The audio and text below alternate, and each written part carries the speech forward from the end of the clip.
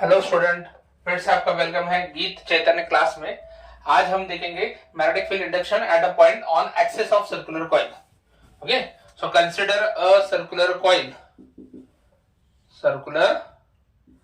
Coil of okay having radius a let और radius R ही रखेंगे, आप सिंबल कंफ्यूज करने दो। रेडियस क्या है? R. Let P be the point on axis at a distance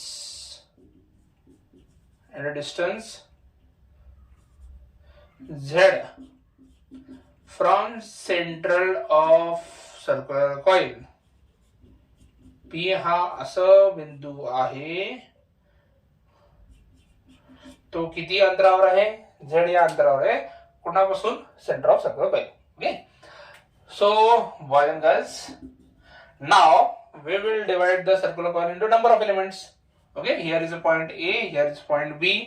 So we'll consider an element having length dl at point A. हाँ, और इसमें सबसे इंपॉर्टेंट है क्या पास करना पड़ेगा? करंट पास करने पड़ेगा. So I be the electric current. What is I? Electric current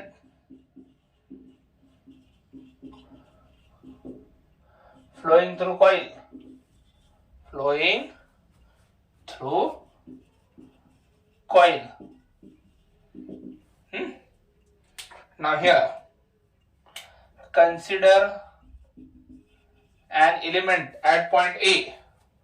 Consider an element of length dl at point A. Consider कर लिया. अब ये करंट एलिमेंट से क्या आएगा हमको मालूम है, बाय बायोट सवर्ट्स लॉ. क्या है? dB equal to magnetic field induction will be equal to mu naught upon 4 pi I dl. ये current element. Okay, I dl sine theta. और यहाँ पे रेडियस आर लिया था ना, तो इसको हमने कैपिटल आर बोल दिया. क्या है कैपिटल आर? डिस्टेंस कितना है? R square. एलिमेंट का पॉइंट से डिस्टेंस लेना है, समझ में आ रहा है? तो capital R is the distance from point and element, and small R is the radius of the circular coil. Okay, तो ये बायोट-सावर्ट लॉ. अगर आप ठीक से देखो तो ये एलिमेंट और ये लाइन, इनके दोनों के बीच में एंगल कितना रहेगा? 90 डिग्री. कितना एंगल रहता है? 90 degree. So as theta is 90, sine 90 कितना आएगा? 1 आएगा. ओके, इमेजिन करने का सर्कुलर कॉइल प्लेन, यहाँ पे एलिमेंट है डीएल, यहाँ पे एक्सिस तक जा रहा है, तो ये एलिमेंट डीएल ऐसा और लाइन ऐसे, दोनों में एंगल कितना रहेगा? 90 डिग्री. कंफ्यूजन की कोई बात नहीं. सो साइन 90 कितना? 1. सो डीबी कितना आएगा? Mu naught upon 4 pi R dl R square. सही है. Now if you use right hand rule, hold the current element right hand, thumb shows direction of current, curve finger shows direction of magnetic field. तो जब ये curve finger ये point P तक आएगा तो direction of magnetic field ऐसा रहेगा, है? ये अलोंग द एक्सिस भी नहीं है, एक्सिस को परपेंडिकुलर नहीं है. Okay, it is making certain angle. Okay, तो यहाँ पे जो लाइन ज्वाइन कर रही है पॉइंट P को और एलिमेंट को, और ये एक्सिस, इन दोनों के बीच का एंगल बताया थीटा. क्या बताया? थीटा. तो अब यहाँ पे ये एंगल भी क्या हो जाएगा?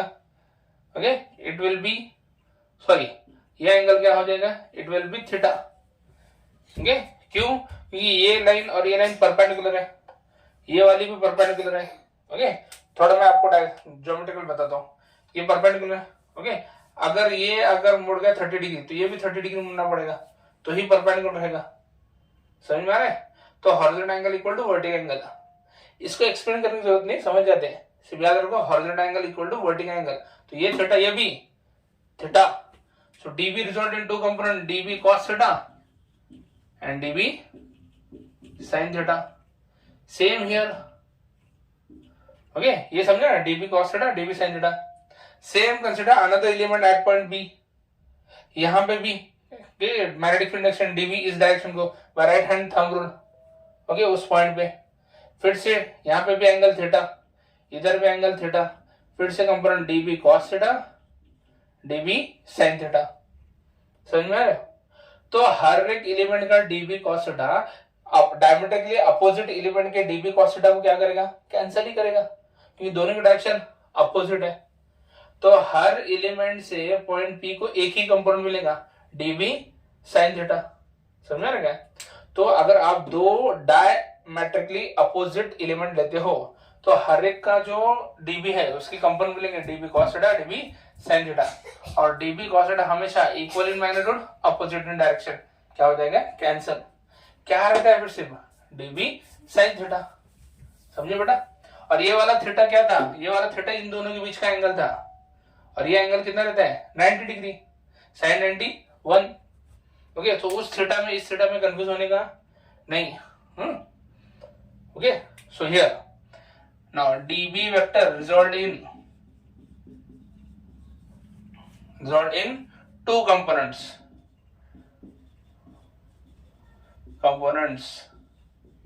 क्या है, dB cos theta and dB sin theta।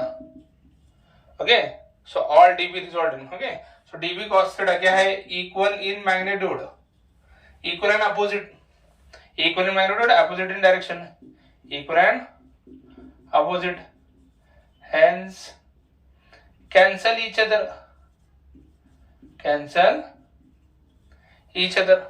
और dB sin theta क्या रहेगा, in same direction,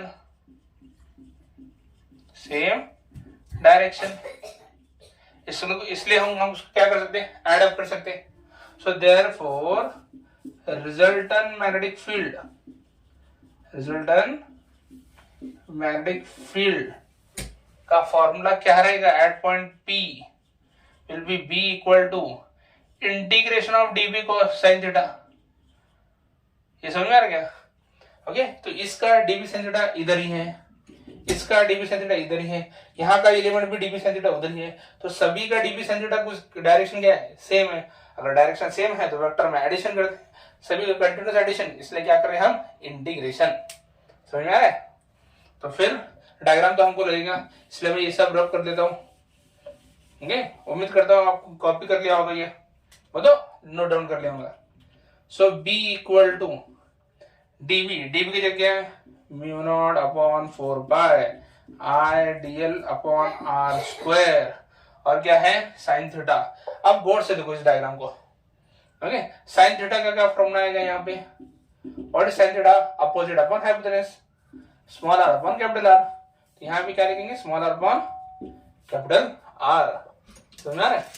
अब यहाँ पे B म्यू नॉट, यहाँ पे I R भी निकाल लेता हूं। Okay, 4 pi R square into R cube, और इंटीग्रेशन किसका होगा, सिर्फ dl का। किसका इंटीग्रेशन हो रहा है, dl का। R रेडियस उतना ही है, करंट चेंज नहीं हो रहा, ये डिस्टेंस भी उतना ही है क्योंकि हमने पॉइंट चेंज नहीं किया। Okay, so mu naught I R, ये सब जो कांस्टेंट बाहर निकाला, 4 पाई R क्यूब बाहर निकाला, इंटीग्रेशन सिर्फ dl का कर रहे हैं। समझ आ रहा है? अब यार अब करता हूं,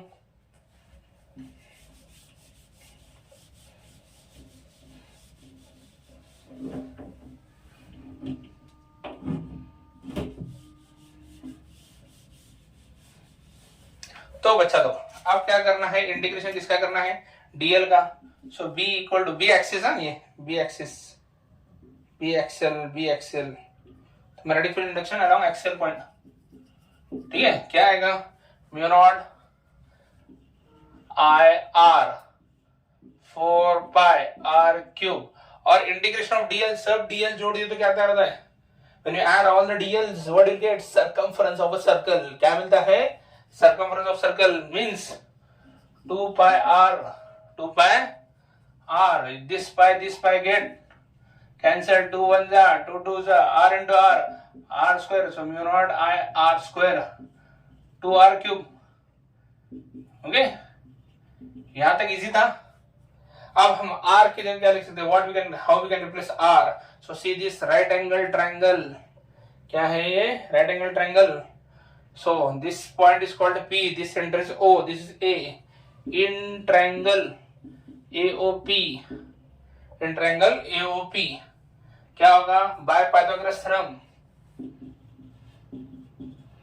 पाइथागोरस थ्योरम क्या है? Pythagoras theorem, hypotenuse square pass square equal to PO square plus OA square है। So P A square equal to PO square plus OA square. What is PA? PA is nothing but R square. What is PO? PO is nothing but Z square. What is O A? That is small R square. Taking square root, when you take square root, what will happen? The bracket power will be half. कितना रहेगा? Half. Square root लेना हो तो half करना. और r का cube, r का cube है तो z square plus R square. ये हाफ का भी क्यूब है तो 3/2. समझ में आ रहा है? अब ये कट और ये पेस्ट. तो बी एक्सएल क्या आ गया? B axial mu naught I R square upon 2 z square plus R square raise to 3/2. ये आपका फॉर्मूला रेडी. समझ में आ रहा है? और if n is, sorry, capital N is number of turns of coil, number of turns of coil, तो formula क्या आएगा? बी एक्सएल इक्वल टू, यही formula mu naught I R square, सिर्फ म्यू नॉट एन आई करने का, number of turns into I upon 2 z square R square 3/2. फिर से बोलते बच्चा लोग, ये 2 है, 2 ना है इंग्लिश मतलब z, वो इंग्लिश में का z है, ये इंग्लिश में का 2 है. Okay, so this is all about simple expression for magnetic induction at a point on the axis of circular coil. Okay, ये मतलब इंपॉर्टेंट पॉइंट है magnetic field, magnetic effect of radiate करने का. ये डेरिवेशन पूछा जाता है, रेयरली, बार बार नहीं आता, पर इजी है. ओके, सो उम्मीद करता हूं मैं आपकी मदद कर सक रहा हूं, आगे भी करने वाला हूं. एम्पियर्स लॉ का नेक्स्ट वीडियो आने वाला है. Okay, thank you.